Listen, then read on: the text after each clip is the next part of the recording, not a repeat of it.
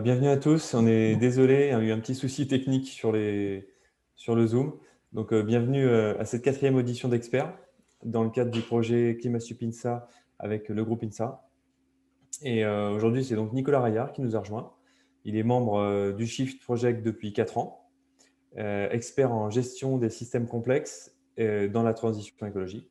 Il nous présentera les scénarios énergétiques et la vision systémique. Et ensuite, nous débattrons de ces sujets, ainsi que des compétences et des connaissances associées dans le cadre des formations ingénieurs. Je vais rapidement te céder la parole, Nicolas, pour récupérer un peu de temps.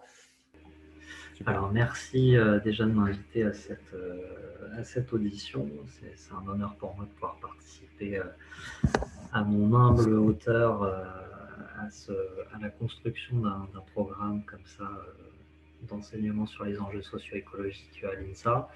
Alors, je tiens à préciser d'une part que je ne suis pas expert en ingénierie système ou en vision système, je suis plutôt un praticien de ces approches-là.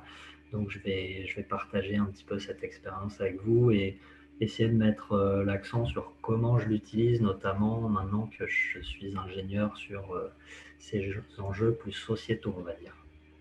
Alors qu'avant, j'étais ingénieur dans l'aéronautique et c'est dans ce cadre-là que j'avais à la base utilisé ce type de méthode. Donc, je vais parler à la fois de cette approche système et puis, dans un second temps, je vais parler de prospective, comme l'a dit Damien, en transition énergétique. Alors, ce qu'on appelle un peu pompeusement l'approche système, si j'essaye de synthétiser en quelques mots ce que c'est, ce que ça représente, pour moi, c'est un ensemble d'outils qui vise à organiser des données, des compétences et des connaissances sur un système complexe. Alors, le système étant complexe, on a du mal à le visualiser mentalement, donc on a du mal à le comprendre, et donc on a besoin d'outils qui vont nous permettre de nous poser des questions appropriées sur ce système pour mieux le cerner, pour le cerner sous différents angles, et ça permet donc, comme je le disais, de mieux comprendre ce système. Et donc, ça permet aussi de mieux partager la connaissance à propos de ce système avec des collègues ou avec d'autres parties prenantes autour de ce système. Et in fine, ça va nous permettre de mieux agir sur ce système. Et donc, ça, c'est une approche très ingénieure. L'ingénieur faisant le lien entre la connaissance et l'action, la recherche scientifique et la conception d'un système ou le réglage d'un système ou l'influence sur un système. Alors le système, si je prends la définition par le handbook, donc le guide de l'ingénierie système de la NASA, ce serait un ensemble de composantes reliées entre elles qui interagissent les unes avec les autres, organisées afin de répondre à une fonction donnée. Donc ça, je trouve que c'est une définition qui correspond bien à la définition qu'on pourrait donner d'un système technique, c'est-à-dire d'un système d'ingénieur. L'ingénieur, il est là pour concevoir un système qui va répondre à un besoin donné. Et puis, une fois qu'on a conçu efficacement ce système, qu'on l'a construit, produit, et bien, il va répondre effectivement à un but, à une fonction. Donc, on retombe bien sur la définition que nous propose là ce guide de la NASA. Sauf que on peut penser à bien d'autres systèmes qui vont nous intéresser, notamment dans le cadre de la transition énergétique, et que je pourrais qualifier de système humain en opposition au système technique. Donc le système humain, ce sera un système dans lequel un grand nombre de composantes, eh bien, en fait, ce sont des êtres humains ou bien ce sont des institutions humaines ou des groupes, des groupements humains. Ça peut être des entreprises, des institutions, l'État, des individus, des citoyens. Et donc le système humain est composé de ces gens-là et éventuellement ces gens-là qui interagissent avec des systèmes techniques. Donc si je prends un exemple de système technique, ça peut être un avion, ça peut être le système, le réseau électrique, ça peut être le système de télécom, ça peut être une automobile. Voilà, là, tout ça, ce sont des systèmes techniques qui ont été conçus par des ingénieurs. Donc leur caractéristique, c'est qu'on les connaît bien et quelque part, on a dû développer ces systèmes grâce à des outils d'ingénierie des systèmes, mais on les connaît assez bien. Les systèmes humains sont différents parce qu'ils n'ont pas été ingénieriers, ils n'ont pas été conçus par des ingénieurs, ce sont plutôt des systèmes qui ont émergé. Comme système humain, je peux vous donner l'exemple du système de mobilité français, c'est-à-dire le système qui permet aux personnes de se déplacer d'un endroit à l'autre, de prendre une voiture, de prendre un vélo, de prendre le train, etc. Donc c'est tout un système. On pourrait aussi penser par exemple au système financier. La finance, c'est un système qui est constitué d'entreprises, qui est constitué d'individus. L'économie en elle-même, c'est un gigantesque système humain, etc. Et puis encore un autre niveau, on pourrait penser au système naturel. Donc, vous pouvez penser par exemple au système climatique, au système océanique, à tel ou tel écosystème. Et moi, il me semble intéressant, en tant qu'ancien ingénieur système technique, de voir comment ces méthodes que j'ai pu appliquer à l'époque, eh bien, en fait, gardent une pertinence sur, y compris les systèmes humains, et parfois aussi sur les systèmes naturels.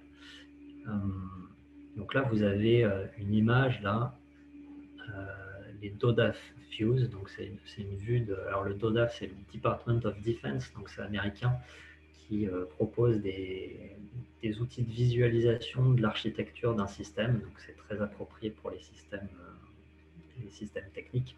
En tout cas, vous avez là chacun de ces logos, c'est une vision différente du système.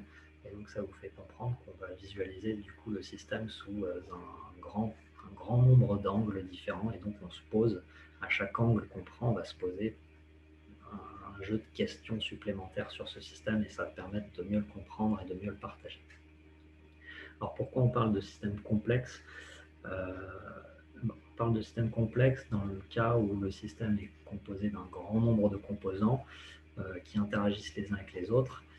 Et ça se caractérise par une caractéristique classique, ça va être les boucles de rétroaction entre les différents éléments du système, c'est-à-dire un élément qui agit sur un autre et cet autre-là va agir en retour sur le premier. Et donc ça va créer des comportements pas forcément intuitifs, par exemple de type exponentiel ou des choses comme ça, des comportements oscillants.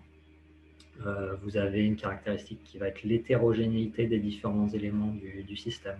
Donc si je prends par exemple le système être humain, un être humain, c'est un système complexe composé de milliards de cellules qui interagissent les unes avec les autres, et bien certaines cellules vont être spécialisées. Vous allez avoir des cellules de foie, des cellules de rein, des cellules de poumon. Donc il y a des spécialisations, des fonctions remplies différentes, et tout ça qui interagit les uns avec les autres. Donc voilà quelques grandes caractéristiques d'un système complexe. Alors pour aborder ces systèmes, donc comme je le disais, il y a différents types d'outils qu'on a développés dans le cadre de l'ingénierie des systèmes techniques, on va dire. Ce sont des méthodes qui permettent de mieux visualiser, comme je l'ai dit, les systèmes. Ça peut être aussi des méthodes pour modéliser ces systèmes-là, c'est-à-dire pour pouvoir les voir en action dans telle et telle situation. Donc imaginer des sortes de scénarios, on verrait le système évoluer. Donc, grâce à la modélisation, ça nous donne une meilleure idée de comment le système peut se comporter, et parfois ça fait apparaître des comportements auxquels on n'avait pas pensé intuitivement à propos de ce système. Donc ça va nous apprendre des choses supplémentaires sur ce système. Et puis des outils qui permettent de concevoir, voire de reconcevoir les systèmes. Donc à chaque fois, je leur ai dit, le but c'est de se poser des questions pertinentes, d'autant plus pertinente si le système est complexe. Alors là, vous avez deux petits exemples. Là, ce sont des simulations de type Monte Carlo. Donc c'est un outil qu'on pourrait qualifier d'utile dans le cadre de la réflexion système, où on va simuler des situations stochastiquement, donc aléatoirement, on tire des situations. Donc là, on voulait étudier comment un système de livraison des achats à domicile permettrait de réduire les émissions de gaz à effet de serre par rapport à la situation dans laquelle les gens vont chacun chercher leur achat à la grande surface. Donc on remplace cette situation-là par une situation où on livre tous les ménages à domicile, et en fait en tirant une dizaine, une centaine de situations au hasard, et bien on essaye d'obtenir une valeur moyenne de l'efficacité de la tournée par rapport au fait que chaque personne aille chercher en voiture ses courses. Alors, un autre outil qui est utile en ingénierie des systèmes, là c'est un exemple que moi-même je n'ai pas utilisé, c'est ce qu'on appelle le Agent-Based Modeling. Donc c'est un petit exemple. Là l'idée c'est de modéliser des agents qui ont chacun un comportement simple. Ici en l'occurrence, ce sont des gens qui doivent réaliser une évacuation d'urgence d'une salle. Donc voilà, c'est une salle très remplie, il y a une petite porte de sortie et on lance une alarme et tout le monde essaye de sortir en même temps. Et on simule deux situations, une situation dans laquelle il y a juste une porte ouverte et une autre, c'est la même situation, mais on a mis une colonne face à la sortie. Et en fait, on s'aperçoit d'un comportement émergent, on peut dire pas intuitif, c'est que dans ce cas-là, avec la colonne, et ben, en fait, les gens sortent plus vite et il y a moins de gens blessés en essayant de sortir d'urgence. Voilà, ça c'est juste pour illustrer deux outils de l'ingénierie des systèmes, mais il y en a plein d'autres. Alors j'avais envie de faire un petit focus sur l'ingénierie des systèmes sur ce qu'on appelle le cycle en V. C'est un outil qui permet de concevoir des systèmes techniques à la base, mais je trouve que cet outil-là peut avoir, en tout cas peut poser des questions intéressantes également sur les systèmes humains. Alors ce cycle en V, donc, comme je le disais, c'est une méthode de conception et de vérification d'un système. Donc en fait, on part de l'exigence du client, du besoin du client. C'est-à-dire qu'on va essayer de comprendre à quoi le système va servir, on essaie de comprendre sa fonction, quel type de mission le système va devoir réaliser, donc à quoi il va servir. Puis ensuite, on décline ces exigences, donc on analyse plus finement le besoin, on essaie de comprendre ce besoin, de le décliner en sous-besoins, etc., jusqu'à obtenir une architecture physique dans laquelle on dit bon, bah, telle composante peut répondre à tel sous-besoin, telle autre composante peut répondre à tel sous-besoin. Ensuite, on va construire ce système, on va le mettre en œuvre, et ensuite on va pouvoir le vérifier composant par composant, puis assemblée de composants par assemblée de composants, puis le système final. Donc ça, c'est pour les systèmes techniques. Et alors, ce que j'avais pu faire, c'était me poser des questions sur le système de mobilité avec cette approche. Donc là, l'idée, c'était de partir du besoin et donc de se demander à quoi sert le système de mobilité. Donc, à quoi ça sert de se déplacer, pourquoi les gens se déplacent. Donc là, l'idée, c'était de se dire qu'en fait, un système de mobilité permet à une population d'accéder à des activités. C'est ça le besoin auquel on doit répondre. Alors c'est un besoin qui est complexe, donc on doit le décomposer en sous-besoins. Par exemple, dire bon bah les gens vont vouloir se déplacer pour aller faire des courses, donc il va falloir qu'ils puissent transporter des choses. Les gens vont se déplacer pour accompagner des gens dans la voiture, donc il va falloir qu'ils puissent transporter des gens. Les gens vont se déplacer pour aller aux urgences, donc il va falloir aller vite. Les professionnels vont se déplacer, je ne sais pas, pour faire le plombier va devoir se déplacer pour passer de maison en maison, donc il va falloir qu'il puisse transporter du matériel. Donc on va examiner le besoin, on va le décomposer, et puis aussi on va se dire, bah oui, mais alors pour que ces besoins aient lieu, on a aussi besoin d'infrastructures, on a aussi besoin de routes, de pistes cyclables, de voies ferrées, etc. On a aussi besoin de services qui vont venir autour de ces systèmes de mobilité et qui vont leur permettre de fonctionner de manière adéquate. Et une fois qu'on a bien décomposé le besoin, on est capable de décrire une solution physique. Et ce n'est que après avoir décomposé le besoin qu'on dit bon, bah alors, pour ce type de trajet, on va proposer tel type d'infrastructure, tel type de matériel roulant. Donc on va dire bah, tiens, pour aller à la boulangerie à moins de 3 km, les gens peuvent prendre un vélo. Pour aller au travail à moins de 10 km, bah, ils vont pouvoir prendre un vélo électrique, je ne sais pas. Et donc, ça permet de réfléchir le système de mobilité sous une contrainte nouvelle. Donc une contrainte, par exemple, si on se dit qu'on veut réduire nos émissions de gaz à effet de serre, ou bien si on se dit que bientôt on va venir à manquer de pétrole, bah, il paraît utile de se poser ces questions-là et de dire bon, bah, comment on va pouvoir continuer à accéder à nos activités. Donc Donc c'est pour ça qu'il est important de bien définir le besoin tout en ayant cette contrainte nouvelle. Et donc on peut décrire des solutions physiques et donner la priorité plutôt au vélo, à essayer de moins se déplacer tout en ayant accès à l'activité, par exemple via le télétravail. Voilà. Donc on pense les infras, les véhicules, quel type de législation ou de marché on aurait besoin, qu'est-ce qui pourrait favoriser l'émergence de ce nouveau système de mobilité. Puis une fois qu'on a imaginé un système de mobilité, il est important de quelque part essayer de le tester. Alors dans la réalité, on ne peut pas vraiment tester ce système de mobilité parce que ça requerrait des millions en infrastructures, en nouveaux véhicules, équiper les gens, etc. Mais on peut se poser des questions utiles en essayant d'imaginer des situations de déplacement de gens et voir comment ces situations pourraient se réaliser ou pas. Alors un outil pour ça, là c'est ce qu'on appelle les use cases dans des diagrammes de type UML. Donc c'est essayer d'étudier les cas d'usage, comment les gens vont utiliser le système en question. Donc là, on retrouve aller faire les courses, aller chercher quelqu'un au travail, partir en vacances, faire visiter un site industriel, etc. Et donc c'est des diagrammes très très simples, mais qui se focalisent sur une question, bon, bah, quels vont être vraiment les différents types d'usages de mon système. Et puis il peut y avoir des usages croisés, c'est-à-dire que je peux, en même temps que je pars en vacances, faire du covoiturage. Donc ça change un petit peu le besoin. Et voilà, donc c'est un type de diagramme qui met l'accent sur ces questions-là. Il y a plusieurs manières de faire. Soit on peut essayer de lister l'ensemble des cas possibles de déplacement. Voilà, c'est impossible parce qu'on a une population complète de 60 millions de personnes, donc on n'arrivera jamais à tester tous les cas. On peut catégoriser les grands cas de déplacement, donc comme je le disais, peut-être par catégorie de distance ou par motif. C'est-à-dire, est-ce que je veux aller plutôt au travail, est-ce que je vais faire les courses. On peut aussi imaginer, ça c'est des méthodes plus sociologiques, on peut imaginer quelques grands idéotypes, c'est-à-dire des personnages qui vont exemplifier telle ou telle catégorie de population avec tel mode de vie. Et on va décrire la vie de ces gens-là et puis voir un petit peu comment ils s'en sortiraient dans ce système qu'on propose.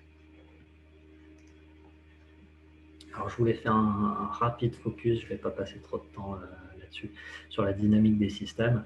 Ça, c'est une thématique qui, je trouve, revient un petit peu à la mode. Alors ça l'est toujours un petit peu, on va dire, parce que dans les années 70, je ne sais pas si Olivier Wiesdal vous a déjà parlé de cette approche-là, mais on a une équipe du MIT au début des années 70 qui a été mandatée pour concevoir à l'aide d'un nouvel outil de modélisation qui venait d'être produit, qui s'appelle la dynamique des systèmes, concevoir un modèle du monde qui permettrait de répondre à une question de type si on continue à ce rythme de croissance, de croissance de l'économie, jusqu'où on peut tenir quelque part.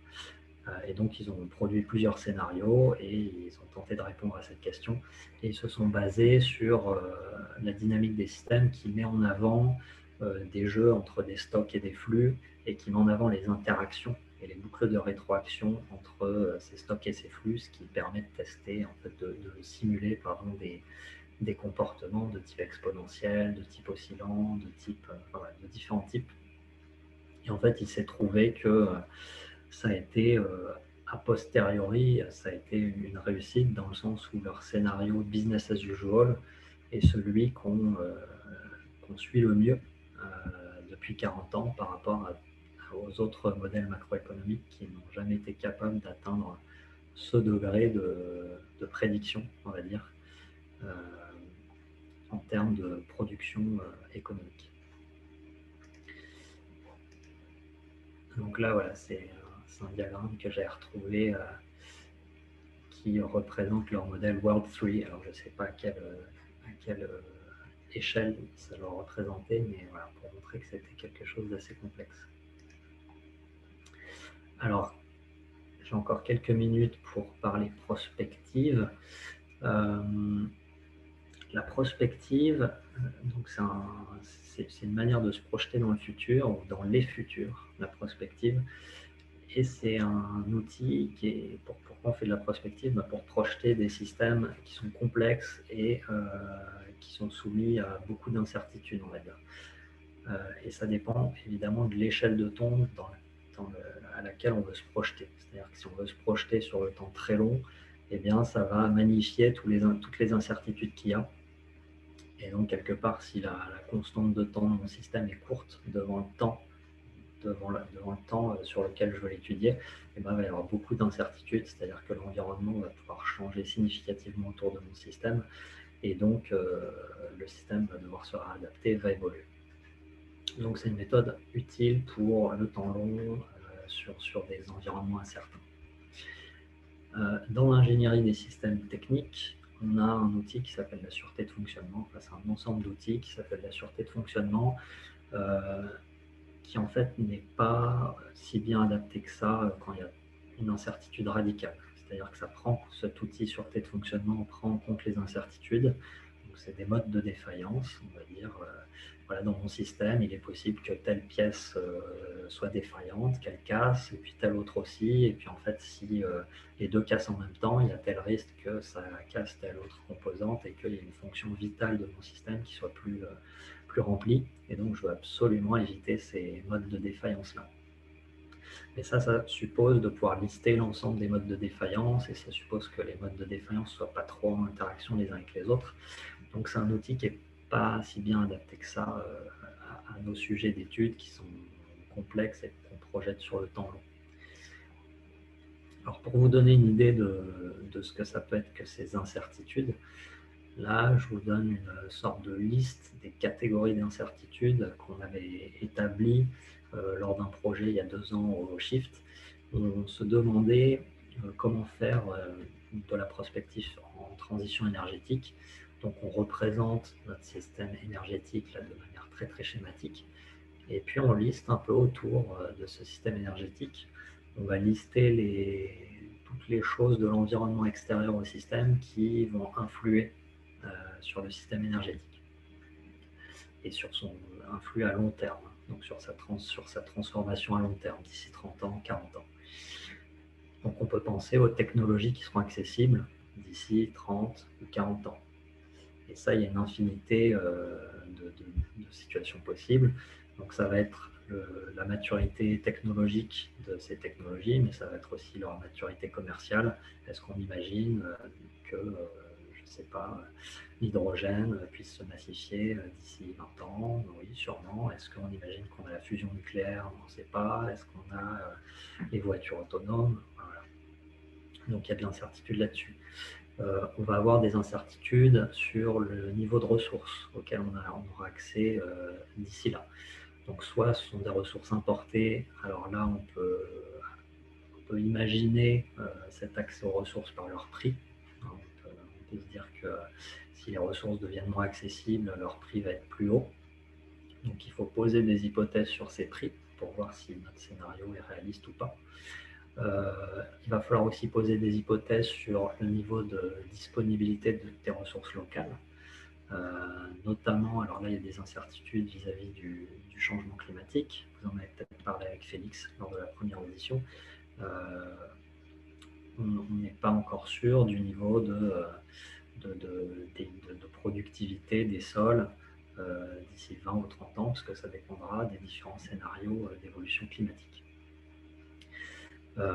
Ces évolutions climatiques vont aussi peut-être influer sur notre capacité à produire de l'énergie locale, éolienne, solaire, photovoltaïque.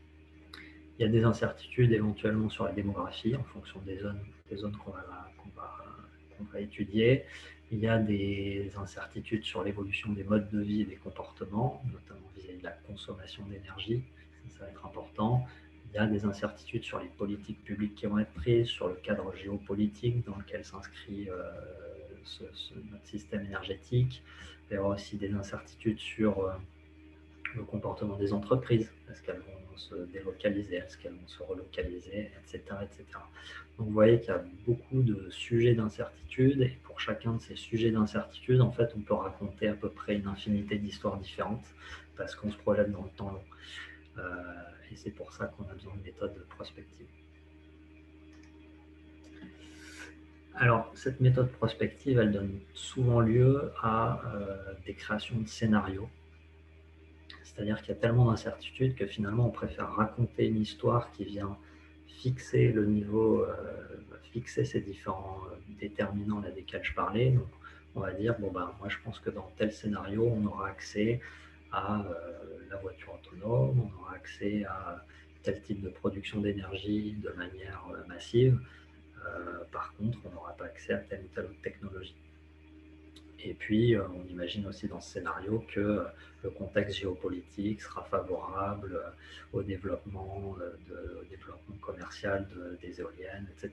On peut imaginer plein de choses. Et puis, on va avoir un autre scénario où on raconte une autre histoire. Et puis, on évalue dans cette autre histoire comment le système énergétique se réorganiserait et quels seraient les grands impacts de ce système énergétique. Est-ce qu'il émettrait plus de CO2, etc., etc. Donc voilà, on raconte des scénarios, on raconte des mondes et on se fixe des indicateurs pour comparer les mondes les uns avec les autres. Donc j'en ai cité un, là, les émissions de CO2, mais on peut aussi évaluer un monde sur, je ne sais pas, le niveau d'emploi, combien de gens doivent travailler dans ce monde-là pour produire de l'énergie, par exemple. Combien d'énergie on consomme, ça peut être un indicateur intéressant. Quel est le niveau de santé des gens, etc., etc. Alors, ce qu'on voit un peu dans la littérature, c'est qu'il y a plusieurs institutions qui produisent des scénarios de ce type. Et il y a une certaine tendance à se focaliser sur la notion de scénario, c'est-à-dire qu'on veut absolument raconter une histoire, mais finalement, on oublie un peu de mettre en avant les questions qu'on s'est posées à l'origine de ces histoires, parce que ces histoires, finalement, ce sont des outils pour répondre à des questions qui doivent venir en amont. Et il me semble important de mettre ces questions-là en avant. Alors pour donner un exemple sur ce que peuvent être ces questions, nous il se trouve qu'on a fait un exercice de prospective là, au cours du premier confinement, qu'on a appelé le plan de transformation de l'économie française. Et on se posait un certain nombre de questions. Euh, et finalement, pour répondre à ces questions, on n'a pas eu besoin de construire un scénario complet. On n'a pas eu besoin d'avoir un modèle qui décrit le monde entier et qui décrit année après année ou seconde après seconde ce qui se passe d'ici 50 ans. On a plutôt conçu des outils appropriés pour répondre à chacune des questions et ça permet de rendre l'exercice plus transparent, plus compréhensible et donc plus communicable aussi. Donc nous, on s'est posé des questions, voilà, quel monde bas carbone est résilient? Est-ce que ces mondes sont cohérents énergétiquement parlant? Quelle est leur intensité matérielle? Et donc pour chaque question, on se demandait quelle méthode on peut mettre en place pour répondre à ces questions-là, sans forcément avoir un gros modèle qui nous sort l'ensemble des réponses et qui simule tout. Négawatt, par exemple, c'est un scénario assez connu dans le milieu de la prospective, et aussi auprès du grand public, se posent d'autres types de questions qui sont tout aussi légitimes et qui apportent des choses différentes au débat sur la transition énergétique.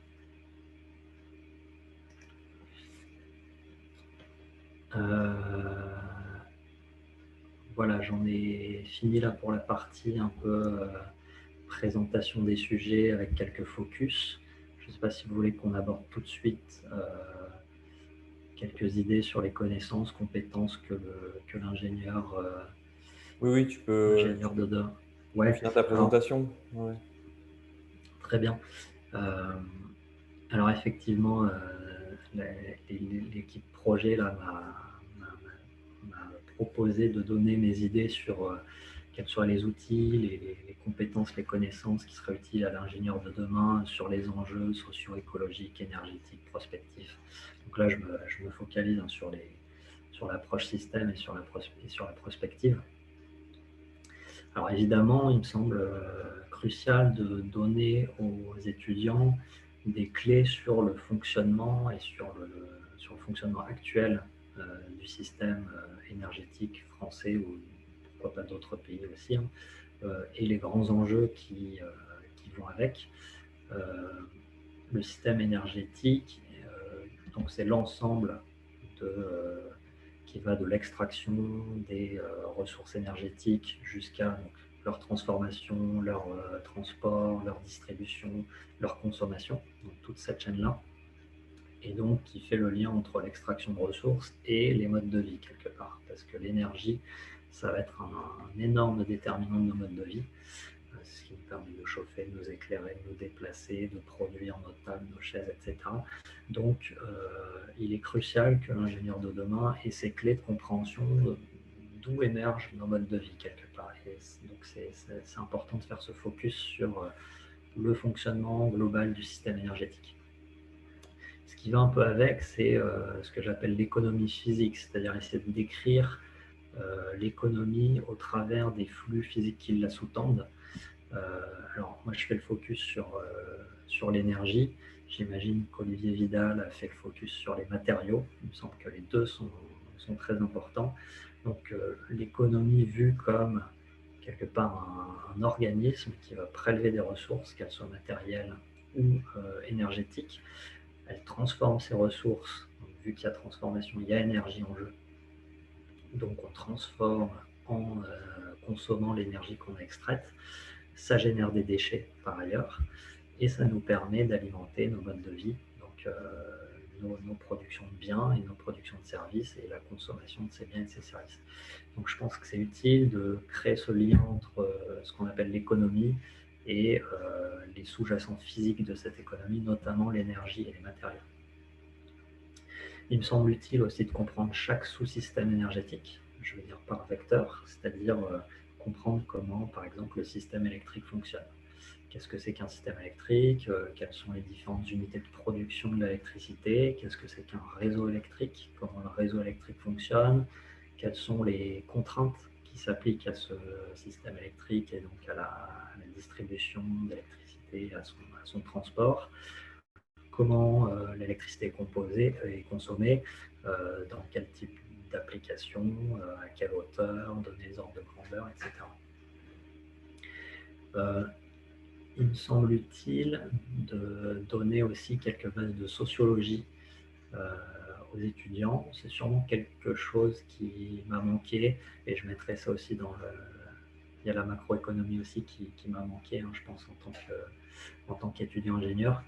La sociologie, pourquoi? Parce que je parle beaucoup des modes de vie, mais c'est important qu'on comprenne justement ces modes de vie, qu'on comprenne pourquoi les gens ont besoin d'énergie, comment ils la consomment, en quoi ça participe à leur mode de vie, et en quoi ça participe aussi à leur construction d'identité, pourquoi pas même, en quoi ça participe ou pas à leur construction culturelle, etc. Donc, il me semble important de faire le lien entre le système technique qui est le système énergétique et le système humain, les usages qui vont autour de ce système technique.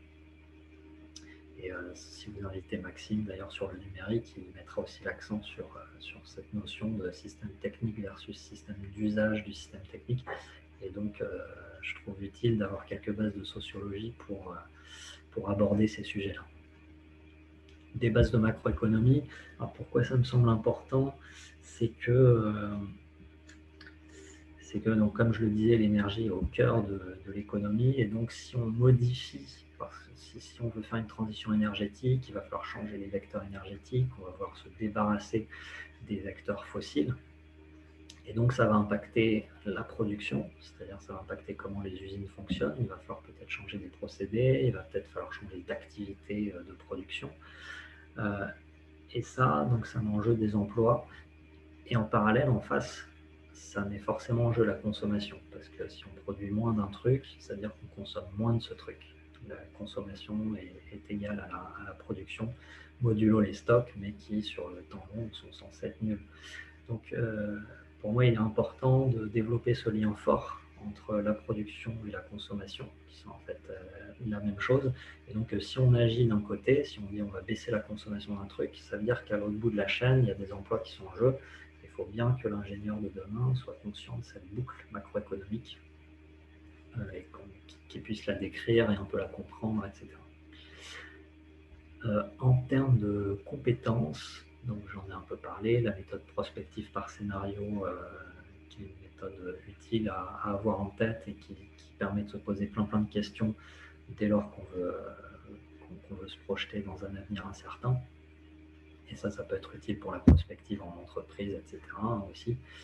Je dirais l'approche par ordre de grandeur, alors à manier toujours avec précaution, hein, les ordres de grandeur, les règles de 3 qui sont chères à notre président, mais qui peuvent être très puissantes dès lors qu'on est en train de débroussailler un sujet qui n'a pas encore été trop débroussaillé par l'ingénieur, parce qu'il permet de focaliser les efforts sur les vrais sujets, sur les sujets importants. Donc c'est l'ordre de grandeur et la règle de 3 qui permet d'obtenir l'ordre de grandeur sont des outils qui peuvent être utiles pour dire bon bah c'est ce sujet-là qu'il faut regarder.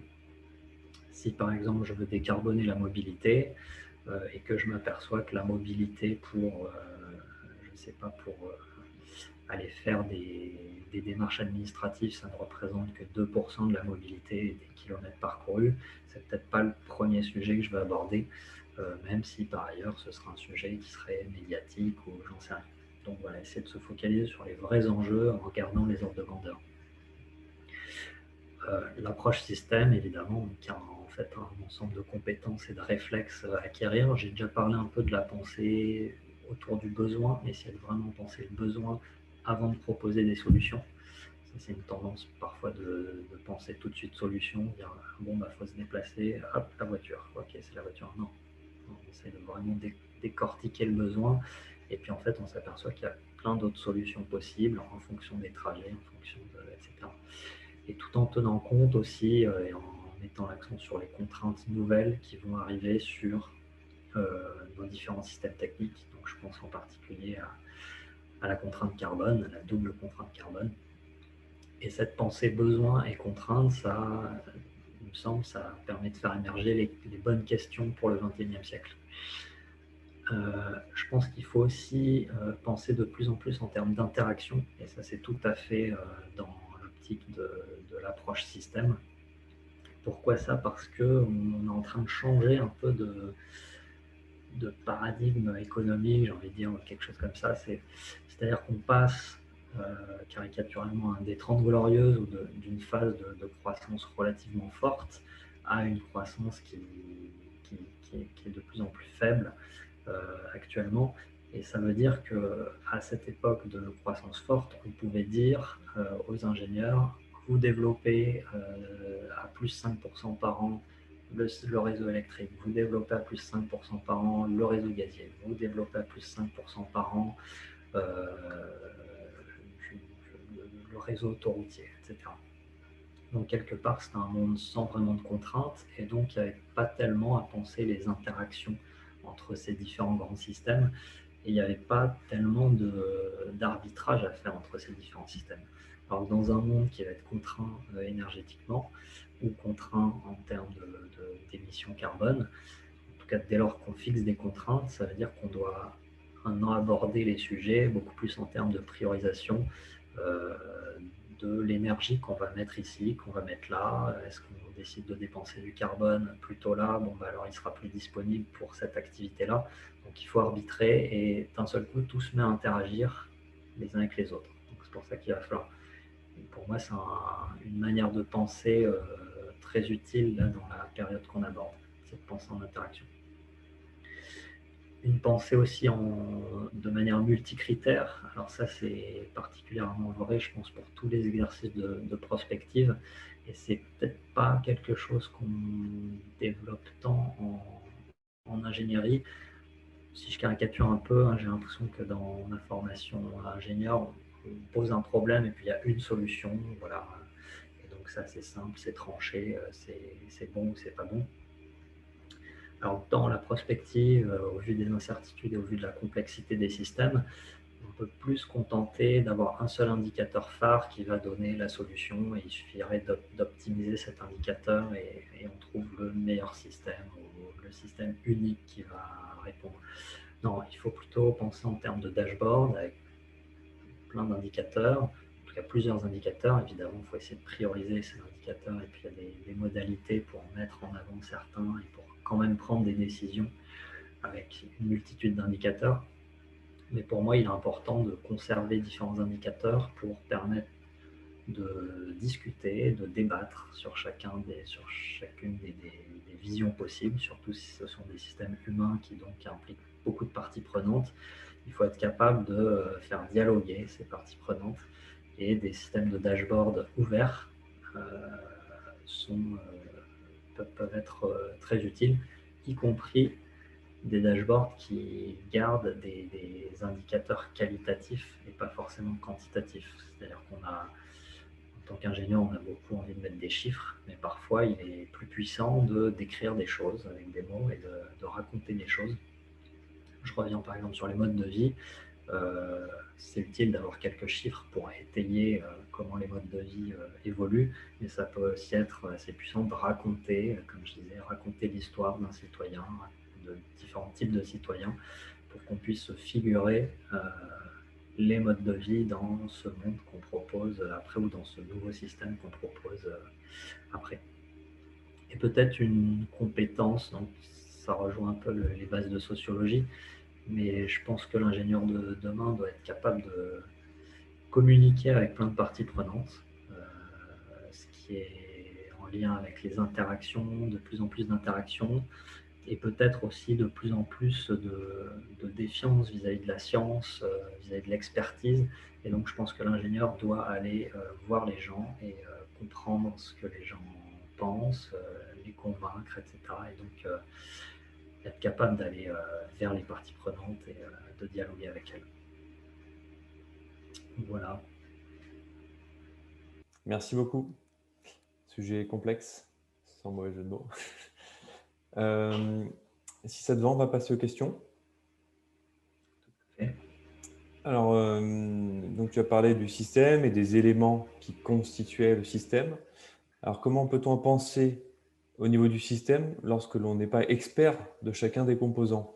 Par exemple, comment peut-on penser le système énergétique français sans être à la fois un expert du réseau électrique, des systèmes de production électrique, des systèmes de chaleur des logements, des approvisionnements fossiles, etc. très bonne question. Alors ça, c'est toute la complexité de l'ingénierie des systèmes. C'est que l'ingénieur système est plutôt un ensemblier. C'est-à-dire que c'est un peu le médecin généraliste. Il est expert en rien, mais il est capable de comprendre assez vite les grands enjeux et de faire ressortir, en allant justement parler aux différentes expertises, de leur poser les bonnes questions pour faire ressortir les enjeux clés qui vont, qui vont permettre de bien représenter le système de manière efficace. Donc, ne pas se perdre dans les détails et être capable de comprendre de ce que l'expert raconte, de comprendre ce qui va vraiment être important pour le système global. C'est ça tout l'enjeu, et ça nécessite quand même une bonne connaissance de base des différents sous-systèmes. On ne peut pas être novice complet sur les sous-systèmes. Il faut avoir quelques notions pour rapidement comprendre l'expert qui va nous parler. Et notamment, tu as parlé des différents types de systèmes, notamment système technique ou système humain. Donc, oui, c'est un petit peu la même question. Comment est-ce qu'on peut faire le lien entre des macro-systèmes comme ça qui sont vraiment très, très différents? Entre technique et humain, c'est vraiment très différent. Oui, ouais, c'est pour ça que je propose quelques bases de sociologie. Alors, je ne sais pas à quel point ça peut être développé, parce que c'est vrai que c'est une discipline très différente, euh, mais qui reste du domaine de la science. Donc, moi, ça me semble utile de donner aussi des bases pour qu'on puisse aller discuter vraiment avec des sociologues qui, eux, vont pouvoir nous apporter leur point de vue sur la crédibilité de tel ou tel mode de vie qu'on va décrire, ou aller consulter un sociologue pour qu'il nous montre un peu les grands points de blocage dans ce qu'on peut proposer. Par exemple, si je propose de réduire drastiquement la surface habitable, le sociologue va me dire bah, attention, là tu vas complètement à l'opposé des tendances actuelles, il faut que tu racontes quelque chose pour étayer ce point de vue-là. Qu'est-ce qui change politiquement, qu'est-ce qui change culturellement? Et donc, cette interaction avec le sociologue, il faut que je puisse la comprendre et ensuite en faire ressortir ce qui va être utile pour mon scénario et pour ce que je peux proposer pour la suite, tout en montrant les limitations. Donc ça va permettre de confronter et de faire apparaître des limitations éventuellement de ce que je raconte. D'accord. Ensuite, une autre question qui n'a rien à voir, c'était à propos des outils. Tu as parlé notamment des outils de simulation. Est-ce que selon toi, il y a des outils qui permettraient de simuler les effets rebonds? Et je précise ce que peut être un effet rebond. C'est souvent l'augmentation de l'utilisation d'un système en conséquence d'une amélioration de son efficacité. C'est important parce que les ingénieurs sont souvent là pour améliorer l'efficacité des systèmes ou des composants. Donc, par exemple, l'amélioration de la consommation électrique des composants électroniques, elle a plutôt entraîné une intensification des usages plutôt qu'une réduction globale de la consommation du secteur de l'électronique. Donc, est-ce que tu connais des outils qui permettraient de simuler ces effets rebonds, sachant toute la complexité qui peut y avoir? Moi, je dirais là comme ça, a priori, que l'outil de dynamique des systèmes pourrait être un tel outil, dans le sens où tu es capable de représenter avec un tel outil des interactions de ce type. C'est-à-dire tu fais dépendre le niveau de consommation de ton équipement, tu le fais dépendre de son efficacité. Donc tu peux imaginer un intermédiaire par le prix, dire voilà, il est plus efficace, donc il est moins cher, donc les gens vont plus l'acheter, et créer des boucles comme ça qui permettent de resimuler un effet macroéconomique d'une plus grande consommation qui au final va outrepasser les gains d'efficacité unitaire que tu as fait sur ton équipement. Ça peut être ce genre de choses. Après, les macroéconomistes, eux, ils vont plutôt te donner un pourcentage d'effet rebond. Sauf que ça, c'est pas très praticable parce que c'est souvent très focalisé sur une application et ça, je vois pas trop comment ça s'intègre. En fait, si tu veux, les études macroéconomiques ou économétriques, elles vont dire, bon, si on fait, par exemple, si on augmente l'efficacité des moteurs des voitures, effectivement, on va parcourir un peu plus de kilomètres. Donc, ils vont donner une sorte d'élasticité entre les deux. Sauf que c'est très dépendant du pays, c'est très dépendant, etc., etc. C'est des chiffres qui sont un peu difficiles à utiliser tels quels. Alors que peut-être que de les réintégrer dans un modèle de type dynamique des systèmes, ça permet de comprendre les grandes tendances et les grandes dynamiques qui peuvent se créer, voire même en ajustant les chiffres, voir si ça peut créer d'autres dynamiques. Donc si dans certains cas l'effet rebond peut ne pas outrepasser le gain, voilà, ça peut être intéressant.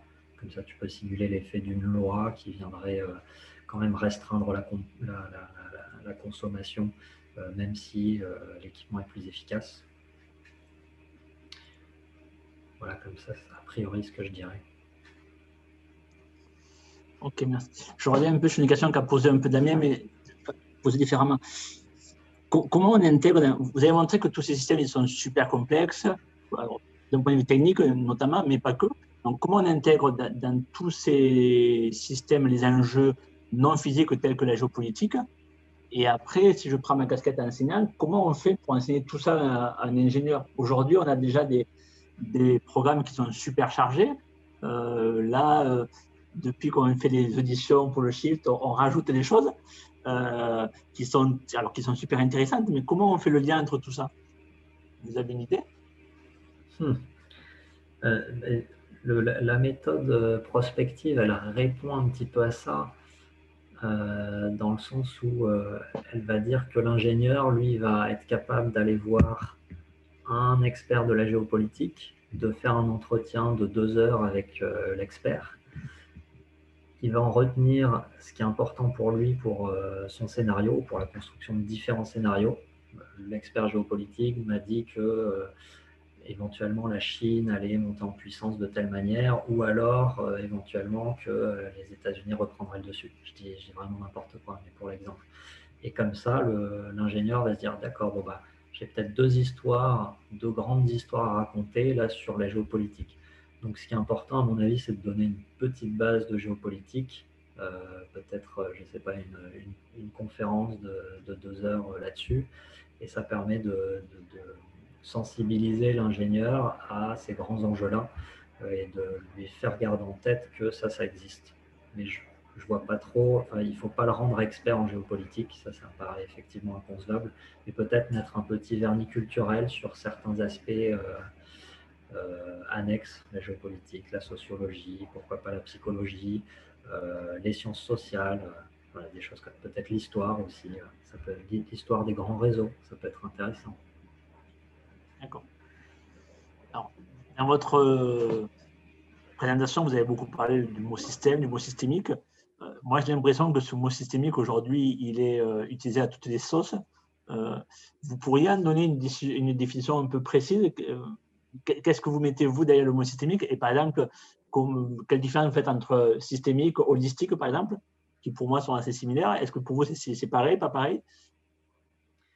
Alors, holistique, moi, c'est un mot que j'utilise pas du tout. Donc, je pourrais pas trop En tout cas, en ingénierie, je ne l'ai pas trop vu. Systémique, c'est, comme je le disais, à mon avis, cette approche systémique, c'est plutôt un cadre méthodologique. C'est une manière de se poser des questions qui peuvent être utiles pour bien comprendre un système complexe. Et donc, quelque part, l'approche systémique se définit par son sujet d'étude, les systèmes complexes.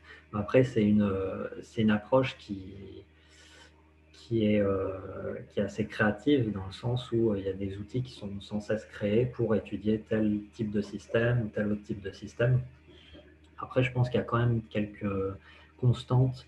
Je parlais des Doda Views au départ, là, les différentes vues que propose le Department of Defense. Ça, c'est des trucs assez standards dont on peut assez vite voir si ça pose des questions utiles sur le problème qu'on est en train d'étudier. Donc, on n'est pas obligé de les appliquer tous un peu bêtement, mais se dire, OK, cette manière de voir mon système, est-ce que ça m'apporte des questions nouvelles? Est-ce que ça m'apprend des nouvelles choses sur le système que je suis en train d'étudier? Si oui, alors je vais essayer de l'appliquer, je vais me poser les questions qui vont avec. Donc, c'est plutôt des cadres de questionnement. Moi, je le vois plus comme ça. C'est un peu comme si on vous posait une nouvelle liste de questions sur le système à l'étude. Et à mon avis, pour enseigner ça, ça doit se faire par projet. C'est-à-dire que là, par exemple, le discours que j'ai tenu est trop théorique. On ne voit pas bien à quoi ça sert. Et moi, quand j'ai pris des cours d'ingénierie des systèmes, je trouvais ça presque un peu du bon sens. Mais en fait, à mon avis, il faut faire des projets et faire un projet, je ne sais pas, d'une semaine où les étudiants sont face à une mission complexe. Ils doivent tenter d'imaginer un système qui va remplir une mission complexe. Et on leur donne quelques outils, on leur donne des outils qu'ils peuvent utiliser s'ils en ont besoin. Et comme ça, ils voient le besoin de ces outils émerger. Parce que quand on pose de but en blanc un problème complexe, en fait, on n'a pas les bonnes questions qui viennent tout de suite. Et on voit l'intérêt, une fois qu'on est face au problème, on voit l'intérêt de se poser ces questions-là. Alors, je me souviens qu'en école d'ingénieur, j'avais eu une petite formation comme ça. On nous demandait d'imaginer un système qui permettrait d'aller étudier un nouvel objet qui était apparu en orbite autour de Mars, qu'on venait de découvrir. Donc, c'était un peu science-fiction, etc. On disait, voilà, il y a ce nouvel objet inconnu, on n'en sait pas plus, il est en orbite autour de Mars, proposer un système et une mission qui permettent d'aller explorer cet objet-là. Et là, on avait vu tout l'intérêt d'avoir un ensemble de questionnements au préalable avant de se lancer dans la conception d'un objet physique, quoi. Vous avez dit un système, c'est un assemblier. Donc, pour vous, la vision système, elle est vraiment macroscopique. Comment on fait le lien ensuite pour venir à cette vision macro au micro et vice-versa? Comment on fait ces allers-retours entre le macro et le micro? Il y a certains outils qui permettent de le faire. Alors, j'ai un peu parlé de Legend-Based Modeling qui permet, c'est ce que vous nommez, là, sans le dire, c'est l'émergence, les phénomènes d'émergence. C'est-à-dire, même si je comprends très bien sur certains systèmes ce qui peut se passer au niveau micro, par exemple, je connais très bien comment fonctionne une cellule de peau, une cellule de muscle, etc. Pourtant, ce n'est pas en comprenant très bien comment chaque cellule fonctionne que je vais comprendre comment fonctionne un être humain. Il y a certains outils qui permettent de créer un lien, donc Legend-Based Modeling qui permet de dire que chaque petit système, chaque système micro a des comportements assez simples vis-à-vis des autres agents du système. Et ensuite, je fais des simulations et je vois émerger des comportements un peu plus macro. Mais ça, c'est pour des systèmes, à ma connaissance, c'est pour des systèmes relativement simples, comme les comportements des foules, etc. Si je veux vraiment, par exemple, je prenais l'exemple du corps humain, si je veux vraiment passer du niveau micro au niveau macro, à mon avis, c'est deux sujets d'études différents. Je ne peux pas être expert, c'est pas en étant expert de la cellule et des interactions entre les cellules que je vais devenir expert en psychologie, dans le sens où je vais mieux comprendre un être humain. C'est-à-dire que l'objet d'étude change. Il faut passer à l'objet d'étude macro, quoi. Donc, il n'y a pas toujours des liens, hein, je pense pas. Pas encore, en tout cas. J'avais deux questions sur les systèmes énergétiques, Nicolas. Première question, plutôt que les incertitudes, quelles sont les certitudes, selon toi, sur lesquelles repose le système énergétique? Alors, on connaît bien quand même les lois de la physique à propos du système énergétique.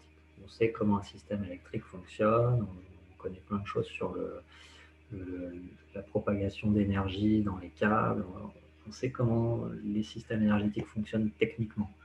Après, ce qui est très incertain, c'est tout ce qu'il y a autour, et donc tout le côté plus humain, institutionnel, politique, macroéconomique, justement. Et c'est pour ça qu'on doit passer par des scénarios. Mais on a quand même des choses tangibles qui sont les lois de la physique. Et nous, au Shift, on essaye le plus possible de s'appuyer là-dessus pour, en tout cas, écarter tous les scénarios qui ne seraient pas plausibles. En tout cas, il y a cette base. Et au-delà de cette base, des tendances très très lourdes, souvent on pense à la démographie. On va dire, bon, bah, la démographie, elle est assez stable, elle est prédéfinie parce que on connaît la population aujourd'hui, sa structure, et c'est des inerties qui sont très longues. Mais ça fait fi de certains rebouclages, ça fait fi du rebouclage sur le changement climatique, par exemple, qui, s'il s'exacerbe, etc., va peut-être, dès une vingtaine ou une trentaine d'années, modifier la démographie par des événements climatiques extrêmes, etc. Donc, voilà, je dirais qu'il y a des inerties différentes en fonction des composantes qu'on regarde autour du système. Et la démographie a l'air d'être celle qui est la plus inertielle, j'ai l'impression. Après, il y a certaines grandes technologies, par exemple la fusion, on a l'impression que c'est pas prêt pour en tout cas ce que disent les experts, c'est que ce ne sera pas prêt avant 60, 70 ans, en tout cas commercialement parlant. Voilà, il y a certaines technologies aussi sur lesquelles on se dit, bon, là ça va prendre beaucoup de temps. D'accord. Et si on voulait justement construire un système énergétique qui soit vraiment bien résilient, c'est-à-dire capable de résister à des chocs, peut-être qu'il aurait un certain niveau de complexité, peut-être qu'il serait surdimensionné. Donc, est-ce qu'un tel système énergétique résilient pourrait-il être sobre? C'est-à-dire, voilà, est-ce que ces deux notions s'opposent? Sobriété et résilience, selon toi?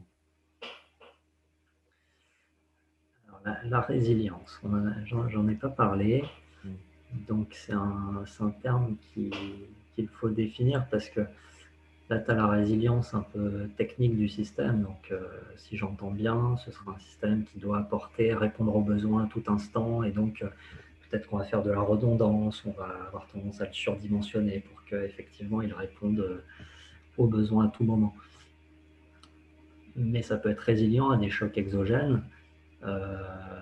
Et en effet, un choc exogène, nous, qu'on a en tête au Shift, ce serait par exemple une baisse de l'approvisionnement pétrolier, ce qui rendrait difficile le fait de surdimensionner ton système, par exemple, d'avoir une capacité de production électrique absolument massive, peut-être qu'on n'y arrivera pas. Donc ça veut dire que tu peux rendre ton système résilient en jouant là sur les usages. Tu vois, il y a des gens qui proposent que on s'habitue à consommer plus à telle heure ou à telle heure, ou qu'en tout cas sur certains usages, par exemple l'eau chaude, le chauffage, etc., on puisse jouer sur le moment où on appelle l'énergie, parce qu'il y a des inerties thermiques, etc. Et ça se fait déjà pas mal. On peut aussi jouer sur la consommation de certaines industries qui sont prêtes à ne plus consommer à tel et tel moment, moyennant un paiement. Voilà, il y a ce qu'on appelle la flexibilité de la demande. On peut jouer un petit peu sur la demande, ce qui peut ajouter de la résilience. On peut jouer sur différentes capacités de stockage, à différentes longueurs de temps, différents échelons de temps. Donc voilà, est-ce qu'on réfléchit que sur le système technique à besoin constant? Est-ce qu'on se pose aussi la question de réfléchir aux besoins pour éventuellement s'adapter aux contraintes techniques? Voilà, ça, c'est des réflexions à avoir, je pense, dans le cadre d'une vision résilience du système électrique. Oui. Et une autre question là, concernant les différentes dimensions qu'il faut intégrer dans un système. Certaines peuvent être difficilement prédictibles. On pensait notamment au prix des matériaux qui peuvent être parfois sujets à spéculation et du coup diverger de ce que vont prédire les lois économiques. Alors comment intégrer ces imprédictibilités, par exemple, liées à la spéculation? Alors souvent, ce que font les prospectivistes, c'est qu'ils vont utiliser des modèles qui ne sont pas du tout basés sur des modèles spéculatifs. Donc ils vont plutôt faire des modèles offre-demande et dire, bon, bah là, il y aura un peu plus d'offres que de demandes, donc le prix va baisser, et puis là, etc. Et donc finalement, ils prennent des courbes de prix qui sont un peu toujours les mêmes d'ailleurs et qui sont assez stables, quoi. Globalement, si tu prends le prix du pétrole dans les projections qui sont faites par l'AIE, etc., c'est des courbes qui montent gentiment comme ça. Donc il y a plus de sujet de spéculation, si tu veux. Donc c'est une des faiblesses, hein, clairement, de la prospective actuellement. En tout cas, on pourrait au moins faire des analyses de sensibilité sur cette variabilité. Est-ce que ça jouerait beaucoup, pas beaucoup? Quel serait l'effet d'une telle variabilité? Donc pour moi, c'est un sujet d'incertitude qu'on devrait prendre en compte en prospective et qu'il faudrait étudier. Parce que ça se trouve, c'est peut-être pas tant un sujet que ça, parce qu'en fait, les industriels prennent des options et donc en fait, finalement, eux, ils voient un prix assez stable. Donc, je ne sais pas à quel point le prix spot, là, le prix en temps réel, joue au niveau macroéconomique. En tout cas, ce sera un sujet à intégrer, je pense, en prospective. Si on revient sur la partie plus connaissance-compétence, est-ce qu'à votre connaissance, il existe des cours de systémique dont vous l'avez dit, comme vous l'avez défini? Et si oui, ces cours-là, est-ce qu'un ancien chercheur, on va dire, qui maîtrise tel ou tel domaine, mais pas la complétude des domaines, peut enseigner ça facilement? C'est un gros travail de formation, c'est facile? Comment vous le sentez ça? Parce que ça va être un des enjeux pour nous. Alors moi, j'avais pris des cours d'ingénierie système comme ça au Georgia Institute of Technology aux États-Unis, à Atlanta. Et donc, ils avaient un pôle d'expertise dans le département aérospatial. Donc, ils étaient plutôt spécialisés sur les systèmes aérospatiaux. Mais n'empêche que c'était un pôle de recherche sur ces sujets d'analyse des systèmes, de conception des systèmes, etc. Ça, c'était il y a une dizaine d'années. Donc, peut-être que vous pouvez vous inspirer. Je pense qu'il y a d'autres universités qui proposent des cours de ce type-là. Et je pense qu'un professeur d'automatique, enfin, c'est assez proche. Il y a pas mal de sujets qui sont assez proches de l'automatique. Ce serait peut-être l'un des sujets les plus proches, parce qu'il y a toutes ces questions de rebouclage, d'interaction qui sont déjà incluses. Après, vous pouvez inviter des industriels aussi, peut-être des intervenants industriels qui pratiquent l'ingénierie des systèmes. En France, alors moi je travaille dans les moteurs d'avion, donc il y avait pas mal d'ingénieurs systèmes dans les moteurs d'avion, mais il y en a aussi chez les avionneurs, il y en a chez le nucléaire, il y en a dans les réseaux électriques, je pense, chez RTE, chez EDF certainement. Donc il y a aussi des intervenants de l'industrie qui pourraient participer à ces cursus. Ces outils-là, parce que si je prends ce que je connais un peu l'INSA Toulouse, ben, effectivement, les mécaniciens, les automaticiens, ils ont ces outils-là dans leur boîte à outils.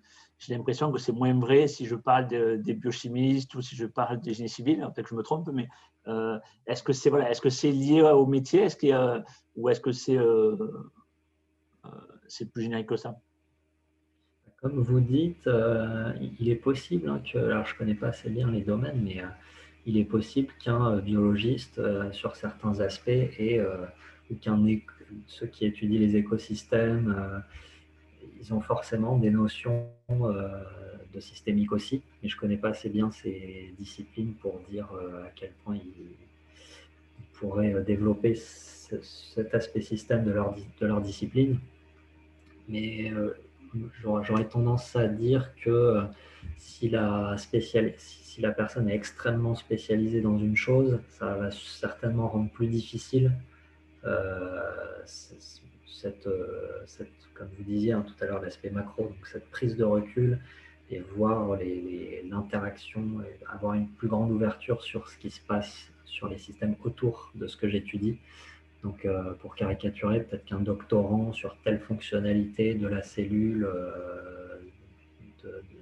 chez l'être humain de la peau va avoir du mal à décrire les interactions entre les poumons, le cœur, le système sympathique, etc. J'y connais pas grand-chose, hein. Mais peut-être qu'un anesthésiste réanimateur qui voit le corps humain comme une chose plutôt en entier, comme un organisme complet, va être plus à même d'avoir cette vision plus systémique. Voilà, donc peut-être que dans chaque discipline, il y a l'expertise et puis le systémier. C'est un peu l'hypothèse que j'ai là. Le système technique est devenu trop complexe. Il faut des super ingénieurs qui doivent être formés à l'économie, à la politique, à la sociologie, etc. Ce qui paraît un peu illusoire. Est-ce que la priorité, ce ne serait pas de simplifier le système et donc de former des ingénieurs capables de justement simplifier ce système-là, au lieu de les former à la complexité, les former à simplifier le système? Qu'est-ce que vous en pensez? C'est une bonne question, mais alors oui, on peut effectivement penser à simplifier le système, et notamment on parle des low-tech, la conception low-tech, la conception modulaire, réparable, etc.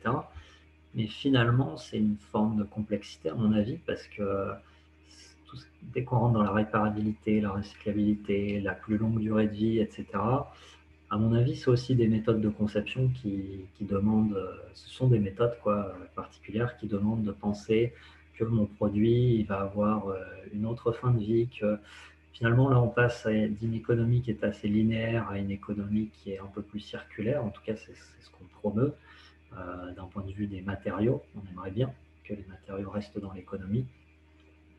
Et pour moi, ça va augmenter, j'ai l'impression que ça augmente la complexité, sauf à réduire vraiment beaucoup le niveau de vie. C'est peut-être ça aussi, il y a peut-être politiquement là un choix sur un niveau de vie bien moindre, et dans ce cas-là, oui, on a moins besoin d'ingénieurs en système complexe, ou bien essayer de maintenir un niveau de vie un peu plus complexe, mais vu qu'on veut circulariser tout ça, ça demande quand même encore pas mal de réflexion sur la complexité.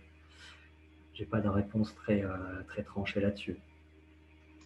Et si on revient sur l'enseignement de l'ingénierie système, là cette fois-ci côté ingénieur que l'on forme nous, un ingénieur, pour qu'il intègre cette dimension-là dans sa vie professionnelle de tous les jours, il a besoin d'être un expert, il a besoin qu'on le forme avec quelques compétences. Quel niveau vous voyez de compétences qu'on doit donner à nos ingénieurs pour qu'ils soient aptes à utiliser ça dans leur prochaine vie? Pour moi, il faut plutôt je pense que c'est un peu le rôle de l'école d'ingénieur en général, leur donner des ressources documentaires et leur donner le déclencheur intellectuel, de se dire « Ah là, je suis face à ce problème-là qu'on me pose, et ben, je me souviens qu'en école, on m'avait filé ces ressources documentaires, ces méthodes-là, etc. Et je suis capable d'aller les recomprendre assez vite. » Donc, c'est pas l'école d'ingé, à mon avis, elle ne forme pas directement un expert, mais elle forme quelqu'un qui va être capable, face à un enjeu donné, un problème donné, d'aller retrouver les bonnes méthodes et les outils intellectuels qui vont lui permettre d'aborder ce problème-là. Donc, pour moi, il ne faut pas former un expert, il faut former quelqu'un qui va être capable de retenir qu'on lui a parlé de tel et tel sujet, telle et telle méthode, telle et telle approche, tel et tel outil, quand il se trouve, si jamais il se trouve au cours de sa carrière face à tel type de problème. Tu parlais des différentes incertitudes, mais que finalement la physique, ça faisait partie des bases sur lesquelles on pouvait quand même pas mal se reposer. Mais la question de la personne, c'est justement, est-ce qu'on n'essaie pas de s'en extraire dans les discours en disant que, par exemple, l'énergie verte, ça n'existe pas, par exemple? Oui, je pense qu'il y a en effet une sorte d'injonction impossible pour l'ingénieur, c'est-à-dire quelque part on demande à l'ingénieur de créer un découplage entre la croissance économique et la croissance physique. alors que ça paraît hautement improbable. C'est un peu ça la question. Oui, je pense qu'il y a de ça, hein. Donc il y a des challenges certainement dont on va faire peser le poids sur les épaules de l'ingénieur, alors que c'est des challenges qui en fait n'en valent pas la peine. Euh, L'ingénieur, il doit être capable pour moi de dire, d'avoir cet esprit critique et de challenger le besoin. Je parle de challenger le besoin et donc d'avoir cette analyse du besoin et de dire, bah non, en fait, c'est pas cet objectif-là qu'on me fixe n'est pas le bon. Je suis pas d'accord avec cet objectif et je suis capable de justifier à mon employeur pourquoi, d'après moi, cet objectif-là n'est pas le plus pertinent et qu'en fait, pour répondre il faut challenger le besoin, quoi. Et ça, c'est très utile, hein, y compris pour les systèmes techniques. On va challenger le besoin auprès du client et ça peut faire avancer, ça peut améliorer le produit, de faire ça.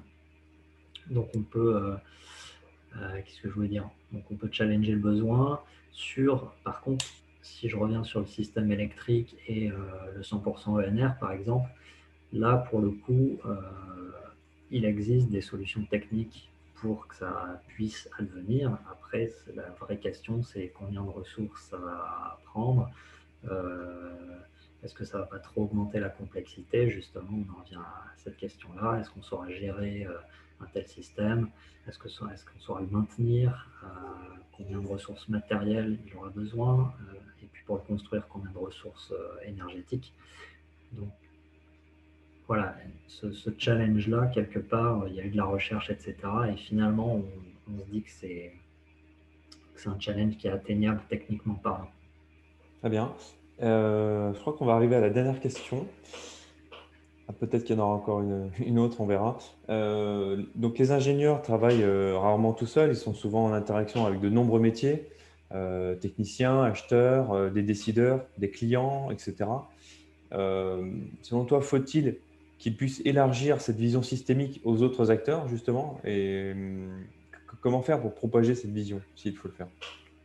Je pense que cette culture système, c'est plus, comme je disais, c'est plus une pratique. Alors je pense que c'est difficile, rien que simplement d'en parler aux gens. Je ne sais pas si ça va déclencher disons, une illumination système. Je ne sais pas, j'ai du mal à croire ça.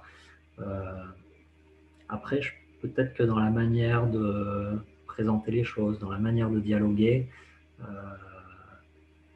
ça peut, en fait, il s'agit de poser des nouvelles questions à ses interlocuteurs et donc, si je leur montre des indicateurs auxquels ils n'avaient pas forcément l'habitude, mais je n'ai pas forcément d'exemple concret, hein, mais euh, de faire prendre conscience à l'acheteur qu'en fait, il aurait intérêt à penser à tel autre facteur auquel il n'avait pas forcément pensé, parce qu'au final, ça va quand même impacter, je ne sais pas, son travail ou ses choix.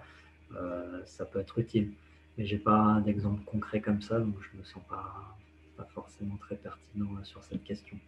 Donc l'ingénieur pourrait quand même être finalement le vecteur un peu de la transmission de cette vision système, c'est un peu au cœur de son métier finalement, Ouais, il pourrait essayer, mais dans certains secteurs. par la pratique de son métier, Oui, voilà.